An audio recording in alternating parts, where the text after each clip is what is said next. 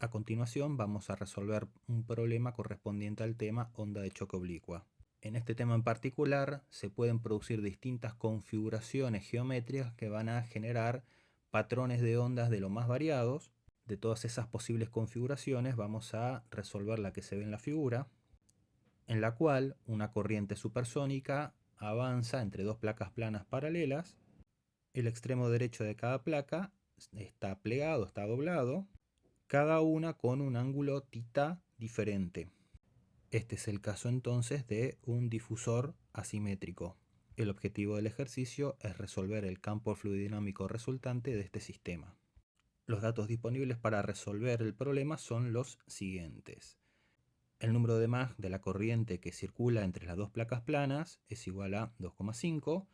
La presión en ese sector es de 101 kilopascales y la temperatura igual a 300 grados Kelvin. En cuanto a los ángulos, la placa superior se deflecta a un ángulo θ1 igual a 5 grados y la inferior un ángulo θ2 igual a 10 grados. Antes de comenzar con la resolución del ejercicio, vamos a tratar de visualizar cómo se construye el campo fluidodinámico que tenemos que resolver. Primeramente dibujamos nuestro sistema, tenemos las dos placas planas cuyos extremos derechos están dobladas, un ángulo θ1 y θ2, y lo que primero vamos a intentar hacer es visualizar cuál sería la trayectoria que seguirían partículas en distintos sectores del sistema que tenemos que resolver. Recordemos que las hipótesis empleadas para deducir las expresiones del proceso a través de una onda de choque oblicua son las de flujo compresible no viscoso. Pasando entonces al análisis, vamos a posicionar dos partículas, una cerca del techo del sistema y otra del piso. Para diferenciarlas, las coloreamos de verde y amarillo. A continuación, trazamos la trayectoria inicial que tiene cada una de estas partículas. Como las placas son paralelas, esas trayectorias van a ser paralelas a la pared, y esta situación se va a mantener así hasta un lugar en las proximidades de las deflexiones. Como el régimen del flujo entre las placas paralelas es supersónico, para que cada partícula pueda girar el ángulo θ correspondiente y seguir con su trayectoria, en el punto donde se produce la deflexión de las placas van a generarse ondas de choque oblicuas. Supongamos inicialmente que la configuración de ondas de choque oblicua es tal de que convergen a un punto en el interior de las dos placas. Debido a la presencia de estas ondas, las partículas que veníamos considerando sí van a poder doblar sus ángulos θ respectivos. Esta configuración tiene un problema que quizás no se ve a simple vista. Para visualizar este inconveniente vamos a tomar dos puntos muy cercanos entre sí, uno afectado por la onda superior y el otro por la onda inferior. Trazamos ahora las trayectorias para cada una de las partículas antes y después de la onda, y lo que notamos es que esas dos líneas de corriente se intersectan a una cierta distancia aguas abajo. Como sabemos, las líneas de corriente no pueden cruzarse, no deben cruzarse, por lo tanto esta configuración de flujo no es posible, no es válida. Buscaremos entonces un patrón de flujo que sea más realista. Veamos entonces cuál es el patrón de ondas que genera un campo de flujo que sí se corresponda con la solución deseada. Hasta aquí lo que tenemos por cierto es que las trayectorias de cada partícula entre las placas paralelas van a seguir trayectorias paralelas a cada una de las placas. Sabemos también que en las regiones donde se produce la deflexión de la placa aparecen ondas de choque oblicuas a los efectos de que permita que la partícula pueda doblar y seguir su trayectoria. Lo que ocurre en la zona de intersección de las ondas de choque oblicua es lo siguiente. La trayectoria de una onda se ve alterada por la presencia de otra onda y viceversa. Ahora, con línea de trazo blancas marcamos la trayectoria que cada onda tendría sin ser afectada por la otra. Pero debido a la presencia de cada una de las ondas, la trayectoria va a cambiar tal como se ve en la figura. Al ángulo que cambia cada una de las ondas respecto a su trayectoria original las llamamos simbólicamente alfa 1 y alfa 2. Entonces, la partícula amarilla que venía paralela a la placa plana, cuando llegue a la onda correspondiente va a girar un ángulo igual a θ1. Ese ángulo se va a mantener hasta que la partícula atraviese la onda inferior deflectada del ángulo alfa 1 y nuevamente cambie su dirección con un ángulo que en principio es desconocido. Lo mismo ocurre con la partícula inferior, va a deflectarse el ángulo θ2 y después va a atravesar la onda superior deflectada. El ángulo de salida de esta partícula también es desconocido, pero en función de lo que vimos previamente, que las líneas de corriente no pueden cruzarse, sabemos que el ángulo de trayectoria de la partícula superior debe ser igual al ángulo de la trayectoria de la partícula inferior. Finalmente vemos que el campo fluidinámico propuesto es posible, es compatible con una solución que satisfaga por lo menos la condición de no cruce de líneas de corriente. Una vez establecido el campo fluidinámico, numeramos cada una de las regiones resultantes. Anticipando que el campo fluidinámico aguas abajo está incompleto, vamos a llamar 4 a la región que se encuentra por encima del cruce de ondas y 5 a la región que se encuentra por debajo. Pasemos entonces a analizar qué ocurre en las regiones marcadas con los números 4 y 5. Supongamos primeramente que los ángulos de deflexión de las ondas alfa 1 y alfa 2 son arbitrarios. Y supongamos también que los ángulos no guardan una relación entre sí de ningún tipo. Entonces pueden darse distintos casos en función de los ángulos alfa 1 y alfa 2 seleccionados. La gran mayoría de esas combinaciones al azar van a dar como resultante un campo fluidinámico aguas abajo en la cual las líneas de corriente nuevamente se crucen. Entonces, a esas combinaciones las tenemos que descartar. Resulta que efectivamente hay una relación entre los ángulos alfa 1 y alfa 2. Y de esas relaciones hay una que efectivamente resuelve el problema. Vamos a ver cuáles son las condiciones que se tienen que reunir para que el problema se dé por resuelto. Supongamos que en el punto de intersección de las ondas de choque oblicua ubicamos una placa plana que no altere el campo fluidinámico, que no agregue perturbaciones, pero que se alinee con la dirección de la corriente resultante. Al ángulo de la corriente medido respecto al horizontal lo definimos con la letra delta. Tomamos entonces las distintas combinaciones válidas de alfa 1 y alfa 2 que dan como solución un no cruce de líneas de corriente. Lo que va a ir ocurriendo es lo siguiente: a medida que se vayan reposicionando las ondas deflectadas, la dirección de la corriente va a ir cambiando y el ángulo delta va a ir cambiando. También, para todas esas combinaciones menos una, el gradiente de presiones entre 4 y 5 va a ser no nulo. La solución que estamos buscando para nuestro problema es aquella que, para esa combinación de ondas deflectadas, el gradiente de presiones entre 4 y 5 es igual a 0. O dicho de otra manera, la presión en 4 es igual a la presión en 5. Lo que debemos hacer a continuación es remover esa placa ficticia que agregamos previamente. En su lugar aparece lo que se conoce como slip line o capa de corte. Esa línea de deslizamiento mantiene la condición de que está alineada con la corriente resultante, pero la magnitud de la velocidad en el campo 4 va a terminar siendo diferente a la magnitud de la velocidad en el campo 5. En síntesis, como no conocemos cuánto valen los ángulos de las ondas luego de ser deflectadas por la onda incidente en la dirección opuesta, no podemos resolver al campo 4 y al campo 5 en forma directa. Pero, como sí sabemos que en el campo 4 y en el campo 5 se tienen que dar una serie de condiciones que recordamos que son las siguientes. Primero, sabemos que las velocidades en módulo en el campo 4 van a ser diferentes a las velocidades en el campo 5. Pero sí sabemos que tanto B4 como B5 tienen la misma dirección, o sea, van a tener el mismo ángulo delta. Y por último, sabemos que el gradiente de presiones entre 4 y 5 tiene que ser igual a 0. Por lo tanto, sabemos que la presión en 4 tiene que ser igual a la presión en 5. Vamos a ver entonces cómo se procede para resolver el campo fluidinámico completo para el ejercicio planteado inicialmente.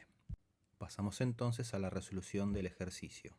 El campo 1 es el correspondiente al flujo entre las placas planas paralelas. Los campos 2 y 3 son los correspondientes a el sector donde el flujo ya giró el ángulo θ y están delimitadas por la onda oblicua que produce el giro, la onda deflectada proveniente del sector opuesto y la placa inclinada del ángulo θ. Finalmente, los campos 4 y 5 son los que se encuentran aguas abajo de las ondas deflectadas y separadas por la capa de corte. La capa de corte va a estar inclinada en alguna dirección, un ángulo delta. En las placas planas fluye aire a velocidades supersónicas y a una temperatura y presión conocidas. Los datos que tenemos para iniciar la resolución del problema son el número de Mach en el campo 1, que es el que está entre las placas planas paralelas, es 2,5, la temperatura T1 son 300 grados Kelvin y la presión P1 son 101 kilopascales. Como mencionamos, el difusor es asimétrico, el ángulo de deflexión de la placa superior es θ1, 5 grados, y la deflexión inferior es de 10 grados. Una buena práctica es generar una tabla donde se puedan ir cargando los valores del número de Mach y los distintos parámetros termodinámicos para cada una de las regiones en las cuales se subdivida el campo fluido dinámico. Ya que estamos, cargamos los valores conocidos del número de Mach, 2,5, la presión, que son 101 kilopascales, y la temperatura, 300 grados Kelvin. Comenzamos el análisis calculando los parámetros faltantes en el campo 1. En esta región el flujo es isentrópico y por lo tanto empleamos ya directamente las tablas correspondientes a flujo isentrópico. Entramos a la tabla con el número de Mach de la corriente, que es 2,5, buscamos el valor correspondiente y sacamos las relaciones entre presión y temperatura de remanso, que es lo que estamos buscando. De la tabla sacamos que la relación entre la presión en 1 y la presión de remanso también en 1 es igual a 0,0585. También tomamos la relación entre la temperatura local y la temperatura de remanso, que era igual a 0,444. Calculamos entonces cuánto vale la presión de remanso para el campo 1, y esta es igual a 101 kilopascales dividido 0,0585. Y esto nos da que la presión de remanso para el campo 1 es igual a 1726,5 kilopascales. De la misma manera, podemos obtener cuánto vale la temperatura de remanso del proceso. Sabemos que la temperatura de remanso es constante en toda la evolución y esta era igual a 300 grados Kelvin dividido 0,444, y esto da 676 grados Kelvin. Traemos entonces nuevamente la tabla y completamos el valor de la presión de remanso en 1, que es 1726,5, y la temperatura de remanso, que es la misma para todo el proceso. De esta manera ya tenemos completamente definido y caracterizado el campo 1. A continuación, calculamos los parámetros correspondientes al campo 3. Esto lo hacemos evaluando el pasaje del fluido desde el campo 1, atravesando una onda de choque oblicua, hasta el campo 3. Representamos gráficamente el sector del problema a resolver. Y aquí tenemos la corriente incidente correspondiente al campo 1 con el número de Mach 1, temperatura y presión también en 1. El ángulo que trae la corriente, de acuerdo a nuestro sistema de referencia, es 0 grados. Nuestro θ1 vendría a ser 0 grados. En un momento dado, el fluido atraviesa la onda de choque oblicua, que va a tener una inclinación que la llamamos beta 1,3 respecto del nivel de referencia, que es el horizontal, de manera que el fluido que venía con un ángulo θ1 igual 0 va a girar ahora, luego de atravesar la onda de choque oblicua, un ángulo θ2. Luego de atravesar la onda de choque oblicua, el número de Mach y los parámetros termodinámicos correspondientes al campo 3 van a cambiar y los definimos con el subíndice 3. Es un buen momento para hacer un pequeño comentario en relación a los subíndices que se ven en algunos de los valores de la figura. La bibliografía tradicional suele definir a los ángulos de giro del fluido y a los ángulos de onda con un subíndice que es el número del campo que estamos calculando.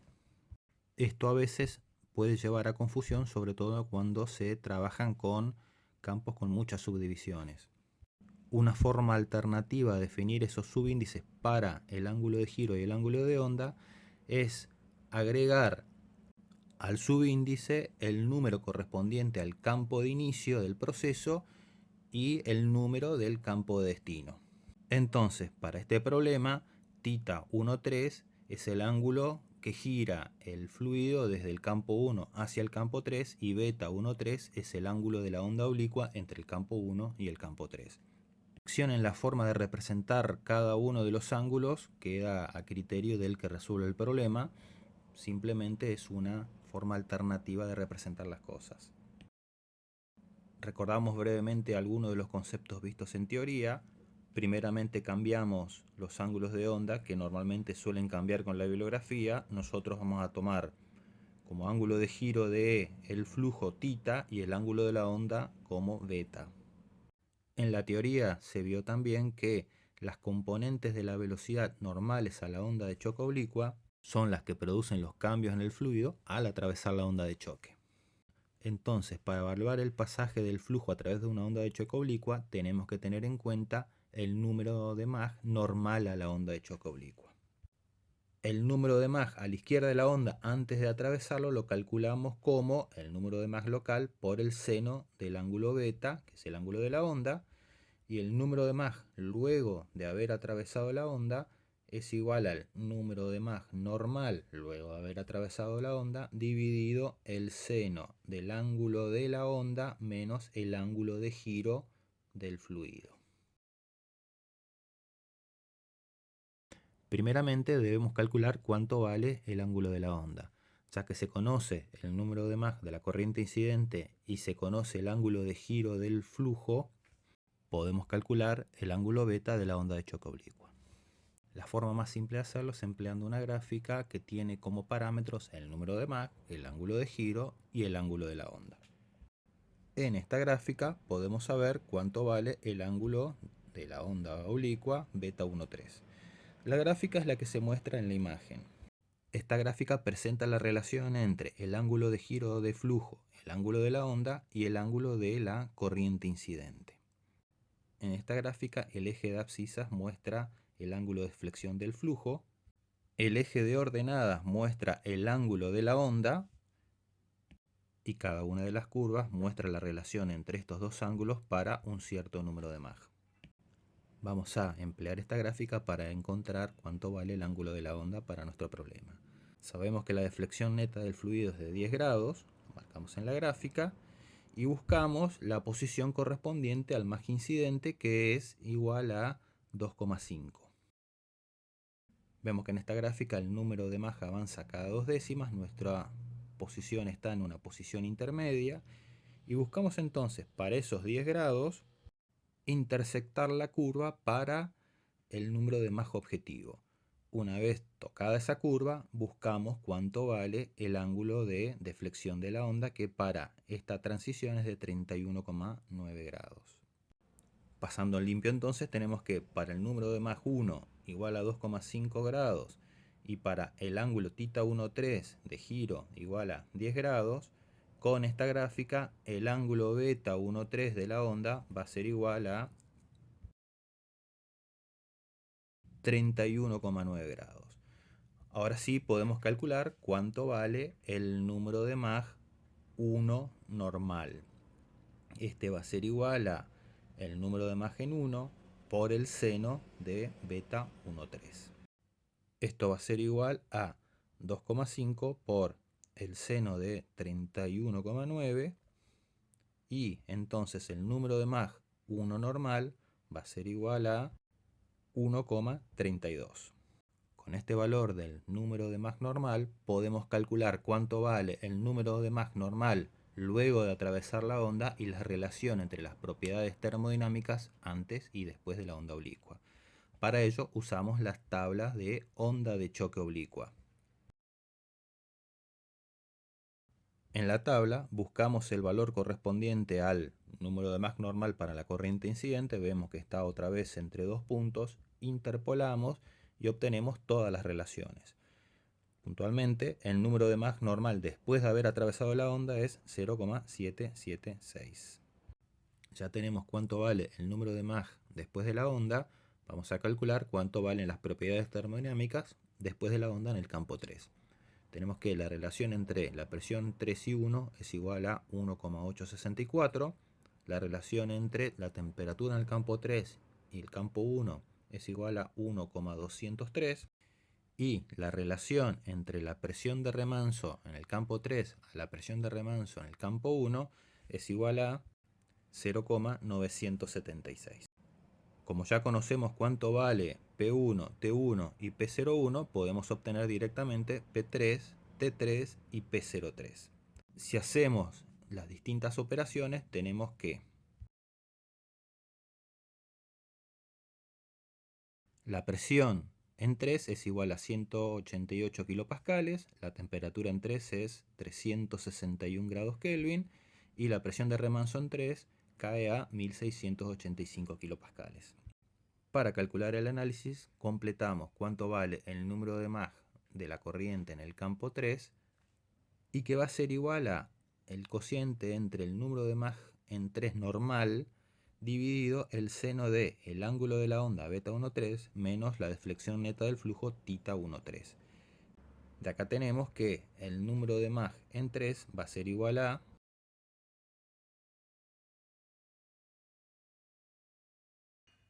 2,08. A medida que vayamos calculando los distintos parámetros del campo respectivo, lo vamos completando en la tabla. El número de Mach es 2,08, la presión 188 kilopascales, la temperatura 361 grados Kelvin y la presión de remanso 1685 kilopascales. Con esto tenemos completamente caracterizado el campo 3. Vamos a pasar ahora al campo 2. Pasamos entonces a caracterizar el campo 2 mediante el pasaje del sector 1 al sector 2.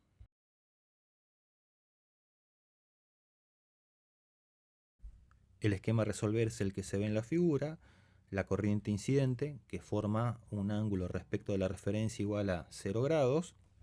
Al llegar al punto donde la placa deflecta un ángulo θ 1,2, se produce una onda de choque oblicua que va a tener un ángulo beta 1,2. Y finalmente, las propiedades del fluido debido al pasaje a través de la onda de choque oblicua van a cambiar y las vamos a definir con el subíndice 2. Y a partir de ahora repetimos el procedimiento realizado para el campo 3, con el número de Mach en 1 igual a 2,5 y el ángulo neto de giro θ 1,2 igual a 5 grados. Tenemos que de la curva Mach beta θ, el ángulo de la onda beta 1,2 va a ser igual a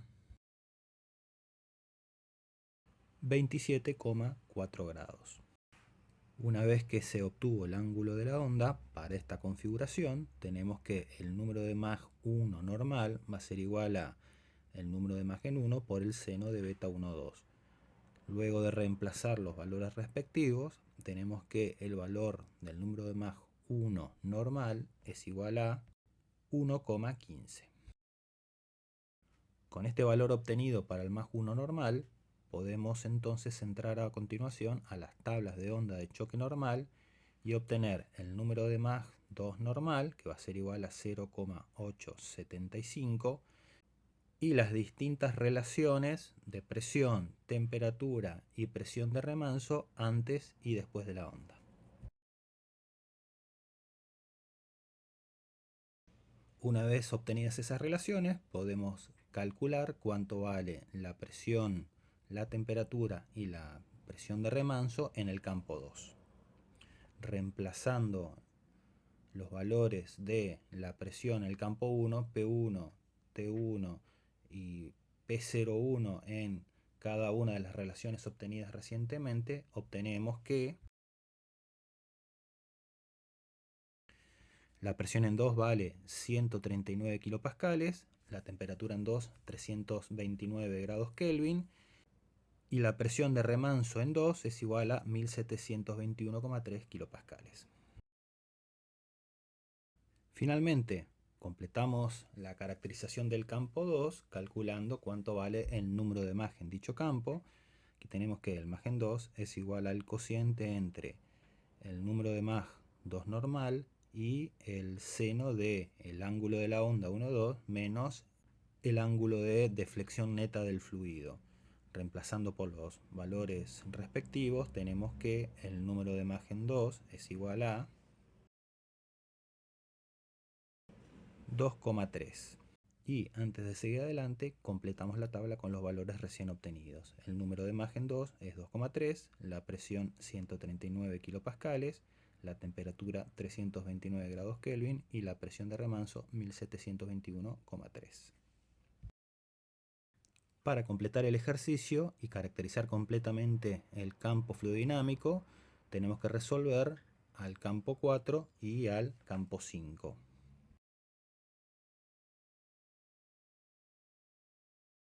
En el análisis que se hizo previamente, sabemos que las condiciones que el flujo debe cumplir en el campo 4 y en el campo 5 son las siguientes.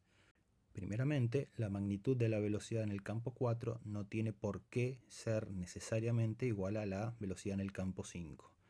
Segundo, la presión en el campo 4 debe ser igual a la presión en el campo 5. Y por último, la dirección del flujo en el campo 4 tiene que ser igual a la dirección del flujo en el campo 5.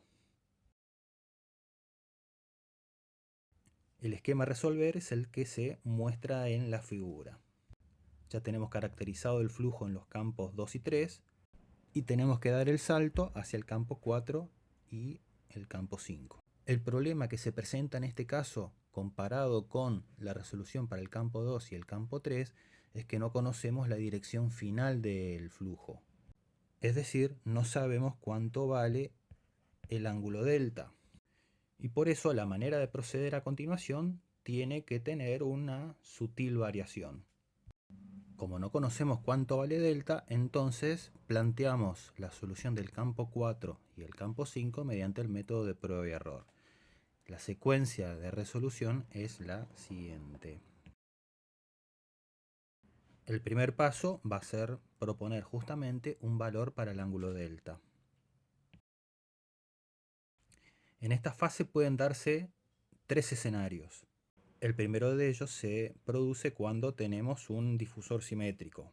Esto es, el ángulo θ 1,2 y θ 1,3 son iguales. En este caso no se verifica una perturbación en las ondas oblicuas, no se afectan entre sí y el ángulo de la capa de corte, el ángulo delta, va a ser cero ya que nuestro campo es simétrico arriba y abajo. Los otros dos escenarios se producen cuando el ángulo delta es distinto de cero, es decir, el difusor es asimétrico. Aquí ya podemos ir adelantando de que el valor de delta medido respecto del horizontal puede tomar valores positivos cuando va hacia arriba y valores negativos por convención cuando va hacia abajo. Siguiendo esta convención podemos decir que la capa de corte va a tener valores de delta positivos cuando la mayor deflexión del flujo se produzca en el sector inferior del difusor. Tal es el caso que se ve en la figura. Aquí en nuestro problema θ 1,2 es menor que θ 1,3, la onda oblicua inferior va a ser más intensa, eso va a generar un incremento en la presión por el sector inferior y la capa de corte para encontrar el equilibrio va a aumentar su ángulo, va a tomar valores positivos. En el caso contrario, donde la máxima deflexión se produzca en el sector superior, la capa de corte va a tender a ir hacia abajo hacia los valores de delta negativos. Una vez que observamos y evaluamos el problema que tenemos que resolver y elegimos el valor de delta, resolvemos simultáneamente a los campos 4 y 5. Resueltos los campos 4 y 5, lo que tenemos que hacer para cerrar el problema es verificar que las condiciones que se deben cumplir en el campo 4 y el campo 5 efectivamente se cumplen. Si esas condiciones no se verificasen, lo que se debe hacer es, en función de los resultados obtenidos, evaluarlos y proponer un nuevo valor de delta y repetir el proceso hasta satisfacer las condiciones. Entonces, comenzamos el proceso proponiendo un valor para delta. En este caso, suponemos que el valor de delta, de la inclinación de la capa de corte, es 5 grados.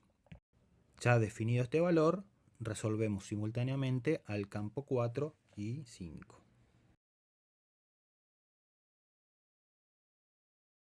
Comenzamos resolviendo el campo 4.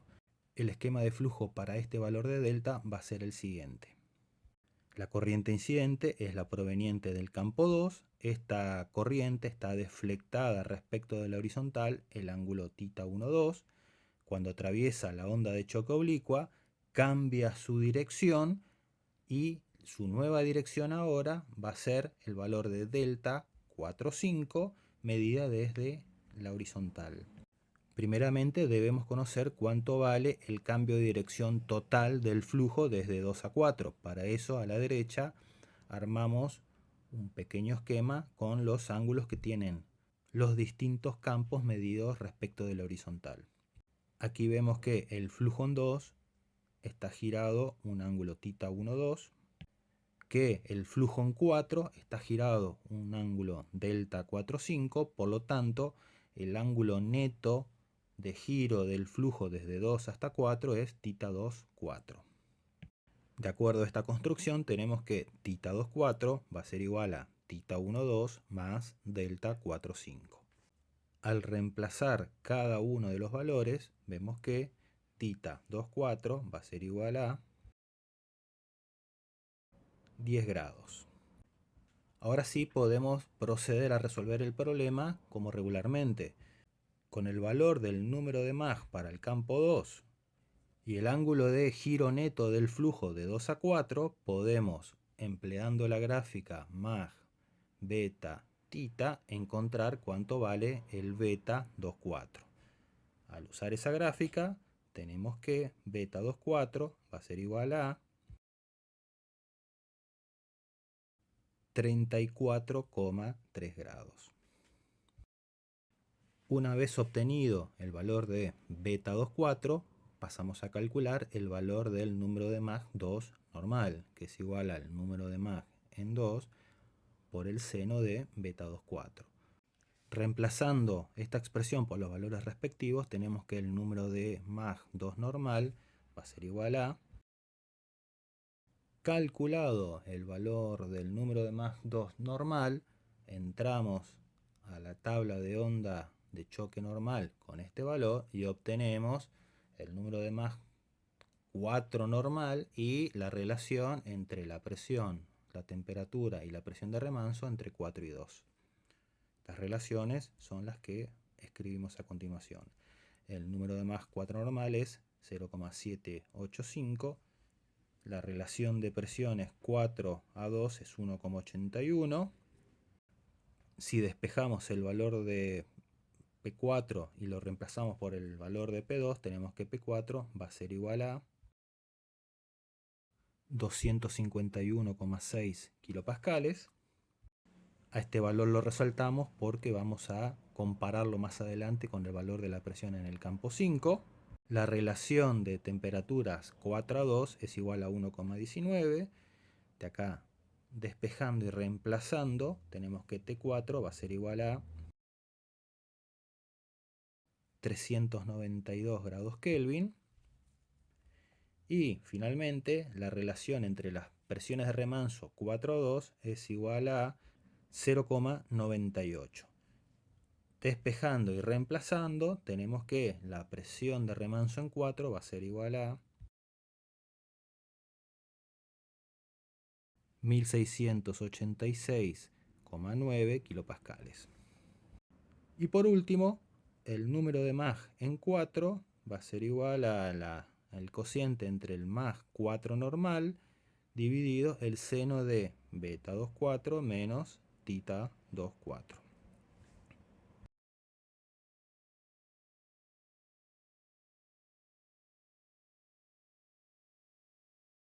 Al reemplazar por cada uno de los valores correspondientes, tenemos que el número de Mach en el campo 4 es igual a 1,9. Realizamos el mismo proceso ahora, pero para el campo 5. El esquema a resolver aquí es el que se ve en la figura. Tenemos deducido completamente el campo número 3. El flujo está deflectado respecto de la horizontal un ángulo θ 1, 2. Y del lado del campo 5 la nueva dirección del flujo es delta 4, 5. Repetimos una vez más a la derecha la gráfica con los ángulos de cada una de las direcciones del flujo de la corriente incidente. En el campo 3 tenemos que la dirección respecto al horizontal es θ 1, 2. Una vez que atraviesa la onda de choque, la nueva dirección es delta 4, 5. Y el ángulo de giro neto de la corriente desde 3 a 5 va a ser igual a θ 3, 5. De acuerdo a lo obtenido en el esquema, tenemos que θ 3, 5 va a ser igual a delta 4, 5 menos θ 1, 2. Al reemplazar los ángulos por los valores respectivos, tenemos que θ 3, 5 es igual a 5 grados. Ahora, con el valor de θ 3, 5 obtenido a partir de la suposición de delta 4, 5 y el número de Mach correspondiente al campo 3, podemos encontrar, empleando una vez más la curva Mach beta θ, cuánto vale beta 3, 5. Entramos a la gráfica con estos valores y tenemos que beta 3, 5 va a ser igual a 32,9 grados. Con este nuevo valor de beta podemos calcular cuánto vale el número de Mach 3 normal, que es igual al número de Mach en 3, por el seno de beta 3, 5. Al reemplazar cada uno de los valores tenemos que el número de Mach 3 normal va a ser igual a 1,13. Con el valor obtenido para el número de Mach 3 normal, esto es antes de atravesar la onda oblicua, podemos obtener, ingresando a la tabla de onda de choque normal, el valor del número de Mach normal para el campo 5. Este va a ser igual a 0,889 y la relación de presiones 5 a 3 es igual a 1,32. La relación de temperaturas 5 a 3 va a ser igual a 1,08 y la relación presión de remanso en 5 a presión de remanso en 3 va a ser igual a 0,998. Despejando y reemplazando por los valores obtenidos para el campo 3, tenemos que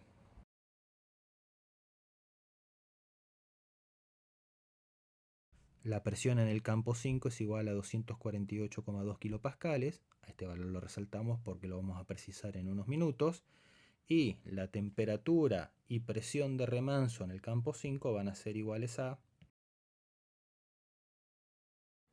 390 grados Kelvin para la temperatura y 1681,6 kilopascales para la presión. Para terminar de caracterizar el campo 5, calculamos cuánto vale el número de Mach. Esto otra vez es igual al cociente entre el Mach 5 normal dividido el seno de beta 3,5 menos delta 4,5. Cuando reemplazamos por los valores respectivos, tenemos que el número de Mach en 5 es igual a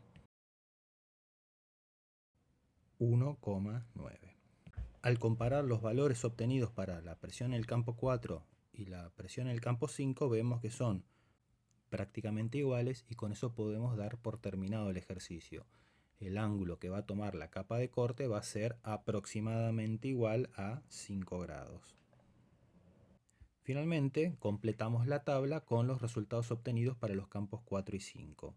En el campo 4, el número de Mach es 1,9, la presión es 251,6, la temperatura es 392 grados Kelvin y la presión de remanso es 1686,9. En el campo 5 el número de Mach es 1,9, la presión es 248,2, la temperatura 390 grados Kelvin y la presión de remanso es la que se calculó previamente. Para terminar, vamos a realizar la gráfica de la polar de presiones. En el eje de las abscisas ponemos el ángulo θ de deflexión de flujo y en el eje de ordenadas a la presión. En esta gráfica colocamos el primer punto correspondiente a la presión en el campo 1. A continuación marcamos la presión correspondiente al campo 3. Θ es positivo porque convencionalmente avanza en sentido antihorario. Y una vez que marcamos el punto, podemos trazar cualitativamente la curva de la polar de presiones. A continuación, marcamos el punto correspondiente a la presión para el campo 2. Esto está en un giro de 5 grados, pero horario, por lo tanto es negativo. Y podemos así trazar la polar del campo de presiones desde el punto 1 hasta el punto 3, cualitativamente, por supuesto. Desde el punto 2 podemos trazar la polar de presiones y desde el punto 3 podemos trazar su correspondiente polar de presiones, y en la intersección tenemos el valor del ángulo delta y la presión correspondiente a esa intersección, que vendría a ser la correspondiente al campo 4 y al campo 5. De esta manera podemos obtener el ángulo de la capa de corte y por ende la dirección del flujo para los campos 4 y 5 y conocer cuánto vale la presión en esos campos. Es posible realizar este esquema de una forma más precisa empleando la ecuación correspondiente a la polar de presiones. Finalmente, vamos a representar la polar de velocidades. Para esta representación, en el eje de abscisas tenemos la relación U C estrella y en el eje de ordenadas B dividido C estrella. El primer punto que tenemos que representar es el de la corriente incidente entre las placas planas paralelas. Tiene ángulo nulo respecto del sistema de referencia y por ello el punto inicial va marcado sobre el eje de las abscisas. A ese punto lo marcamos con el número del campo correspondiente, que en este caso es el 1. A continuación trazamos la curva polar correspondiente al pasaje desde el punto 1 al punto 3. Para marcar la posición del punto 3 sobre la polar, trazamos una línea inclinada el ángulo de flexión θ 1,3. Y en la intersección de ambas curvas identificamos el estado correspondiente al punto 3. A continuación, repetimos el procedimiento para el pasaje desde el estado 1 hacia el estado 2. Trazamos la polar correspondiente y luego trazamos la recta con el ángulo de flexión θ 1,2, que es el ángulo que gira el flujo, e identificamos el punto correspondiente al estado 2 sobre la polar. A continuación trazamos las curvas polares a partir de los estados 2 y 3. Sabiendo que la dirección del flujo respecto de la horizontal para los campos 4 y 5 es igual al ángulo delta, la intersección de la línea con esa inclinación y las curvas polares que salen de los campos 2 y 3 definen el estado correspondiente a los campos 4 y 5.